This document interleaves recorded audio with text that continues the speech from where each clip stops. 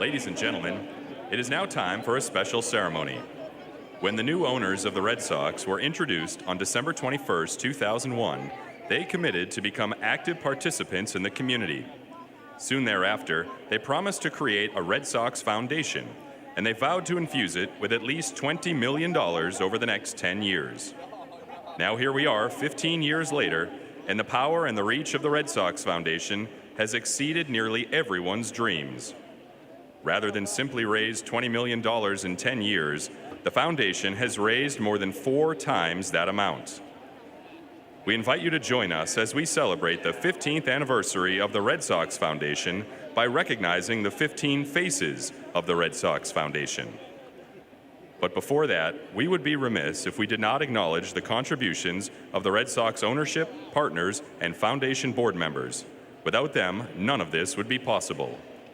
We begin by welcoming the chairman of the Red Sox Foundation and of the Boston Red Sox, who has set the gold standard for philanthropy in sports, Tom Werner.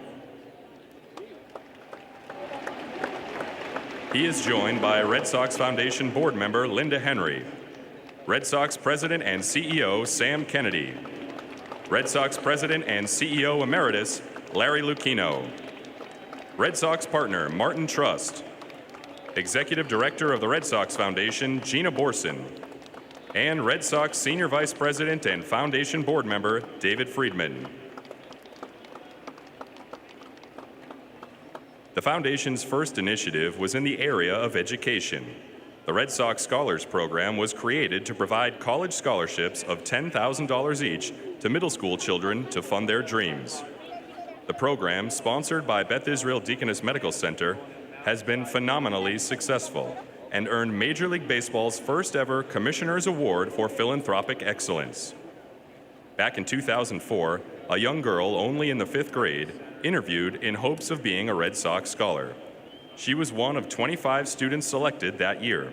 She successfully completed high school, successfully completed college at Suffolk University, and has become the first Red Sox scholar to be employed full-time by the very foundation that launched her on her way.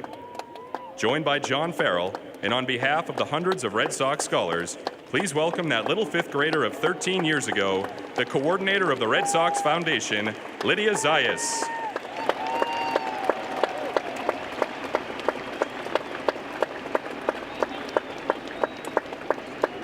The leaders of the Red Sox knew that they were inheriting a franchise with a legendary reputation for supporting the Jimmy Fund at Dana-Farber Cancer Institute. Yet the club wanted to take that relationship to new heights. The Red Sox Foundation became a major sponsor of the Pan Mass Challenge, and the club created the Jimmy Fund Radio Telethon on WEEI and NESN. So many members of the Red Sox have come to know the patients and their stories. Today, we welcome a youngster who represents all the patients throughout the years. This courageous little Red Sox fan has battled neuroblastoma by enduring 20 days of radiation, 6 rounds of chemotherapy, 6 rounds of antibody therapy, 2 stem cell transplants, and 1 tumor resection surgery. That's a lot to handle for a 5-year-old. Won't you please welcome a little Jimmy Fund warrior joined by Brock Holt and his 7-year-old big sister Autumn. Welcome Joey O'Neill.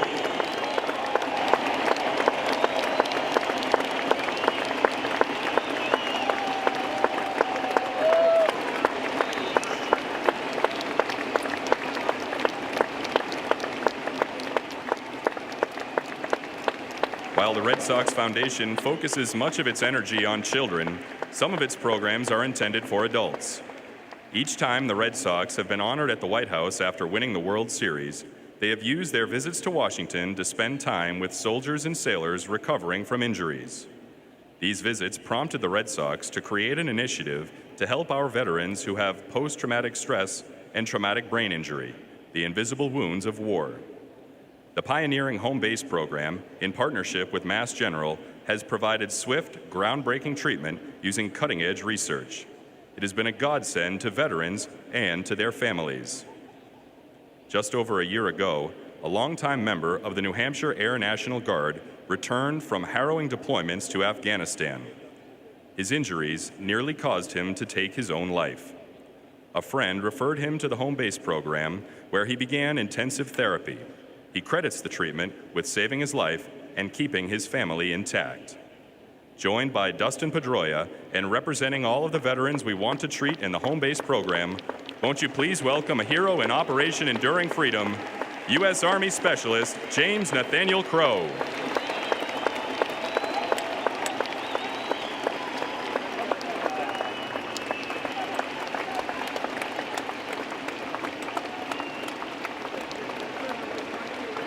All of us in Boston know the epidemic we face with the use of opioids, and many of us know that for more than 160 years, a massive hospital in Roxbury has been tending to the health needs of the underserved in our community. What few people know is that this 9-acre campus is also a key provider of inpatient health care to young people from many surrounding suburbs who are being treated for addiction. A civic treasure that provides care for those in the heart of our city and in our neighboring towns, let us celebrate the great work at Dimmock Community Health Center, and let us recognize a once homeless Boston woman who is now program manager of Dimmock's Mary Eliza Mahoney Family Shelter. Joined by Lenny DiNardo, welcome Miss Barbara Walker.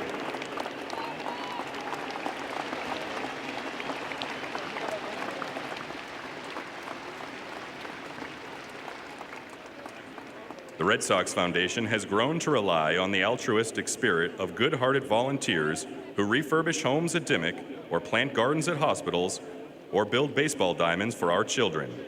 Joined by Steve Lemazny, and on behalf of all the Red Sox Foundation volunteers, please welcome Tom and Ellen Arsenault.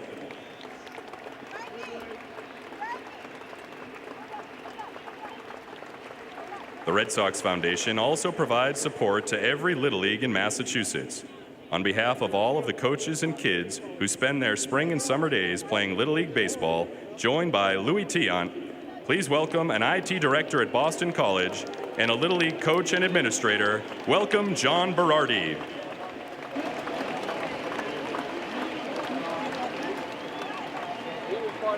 Expanding its reach throughout New England, the Red Sox Foundation visits the states beyond Massachusetts and provides high school seniors with college scholarships based on their demonstration of community service. Joined by Jose Santiago, won't you please welcome 3 recipients of Red Sox Service Scholarships. From New Hampshire, Kaylin Ray. And from Maine, Katie Puya. And from Connecticut, welcome Everton James.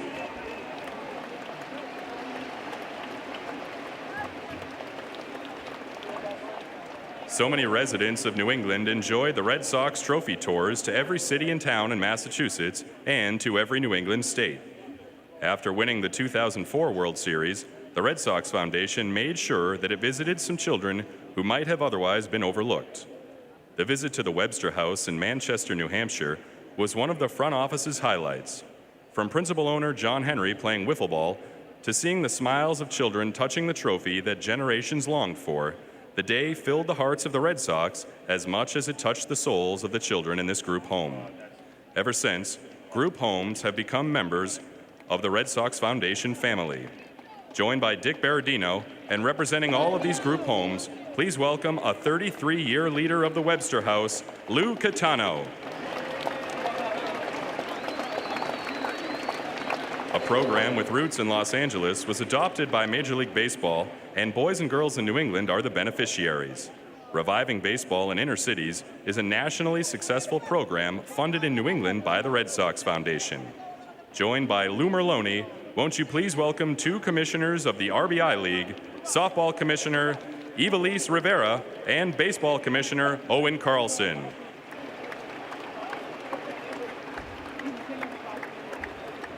One of the first initiatives by the new leaders of the Red Sox took place in August of 2002. Working with the city of Boston and with the churches in the city, they created a program in which children would play Saturday doubleheaders with pastors as coaches, police officers as umpires, and district attorneys as volunteers. In addition, the hundreds of participants each year would be the Red Sox guests at a ballgame at Fenway Park. Representing all those who devote their hours to the Boston Area Church League, and joined by Oil Can Boyd, please welcome a volunteer coach for 15 years, Alfredo Liriano.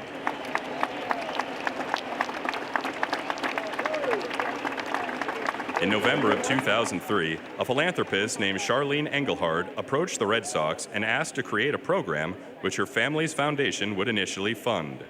She wanted American children of various backgrounds to come together and travel as one to the Dominican Republic, where they would play baseball and perform community service every day with children there.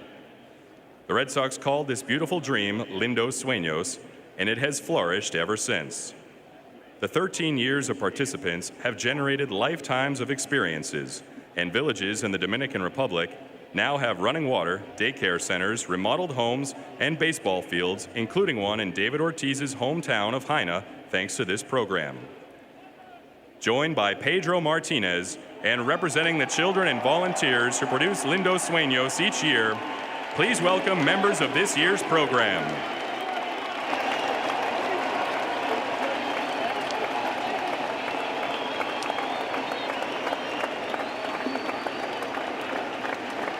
One of the Red Sox Foundation's innovative programs is an exchange of students in Boston with students in Japan. Today, we welcome a junior at Duke who traveled to Japan to play baseball and to see the stadium of the Chiba Lotte Marines, the Tokyo Tower, and the office of the Commissioner of Japanese Baseball. He was also a host to Japanese visitors to Boston who played baseball, saw Fenway Park, and visited Faneuil Hall. Joined by Jim Rice, representing the Japan Exchange Program, welcome Jack Didomasi.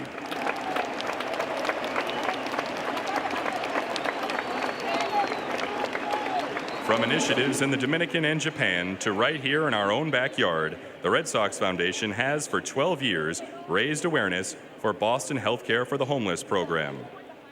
The annual Socks for Socks campaign has inspired fans to donate more than 112,000 pairs of socks and more than $18,000 in cash to those in need.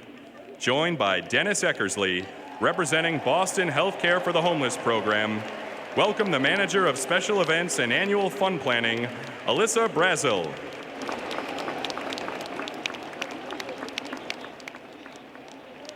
Yet another face of the Red Sox Foundation stems from a partnership with the Massachusetts Department of Children and Families. Through the DCF Kids Fund Wonder Fund, the Red Sox Foundation works with volunteers who provide foster care for children. In fact, during the holiday season, Red Sox front office members have adopted teens in foster care for the past 13 years. Representing the Wonder Fund program is an extraordinary woman who has fostered over 100 children, and one of her children will soon perform the national anthem. Joined by Jason Veritek, please welcome Ruth Hewson.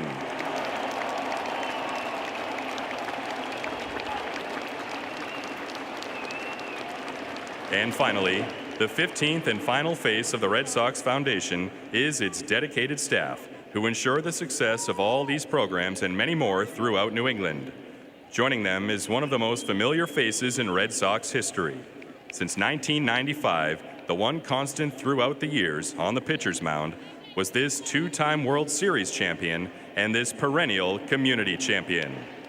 The honorary chairman of the Red Sox Foundation, welcome back and welcome always, Tim Wakefield.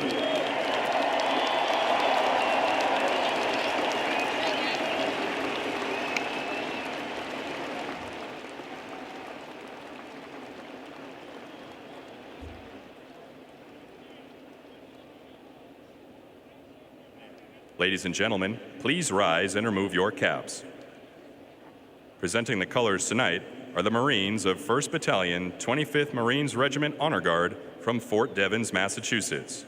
And here to perform our national anthem is the proud daughter of one of our 15 faces of the Red Sox Foundation, Ruth Hewson. She performs at various events and musicals around her community. Please welcome back to Fenway Park from Braintree, Massachusetts, Brianna Hewson. Oh, say, can you see by the dawn's early light what so proudly we hailed at the twilight's last gleaming, whose broad stripes and bright stars through the perilous fight o'er the ramparts we watched were so gallantly streaming, and the rocket's red glare, the bombs bursting in air, gave proof through the night that our flag was still there. Oh, say does that star-spangled banner yet wave o'er the land of the free and the home of the brave.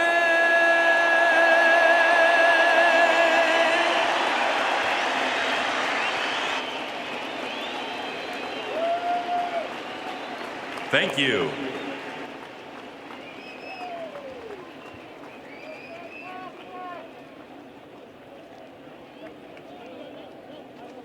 We now ask the honorary chairman of the Red Sox Foundation, Tim Wakefield, to deliver our ceremonial first pitch. Catching his pitch is Jason Varitek. All right, Tim, let's see a strike.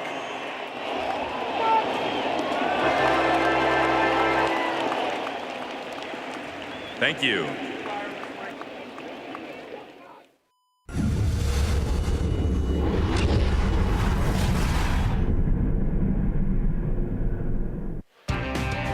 Yankees Red Sox on NESN is brought to you by Amtrak. Enjoy comfortable and convenient travel from Boston and save up to 25% when you book 14 days in advance.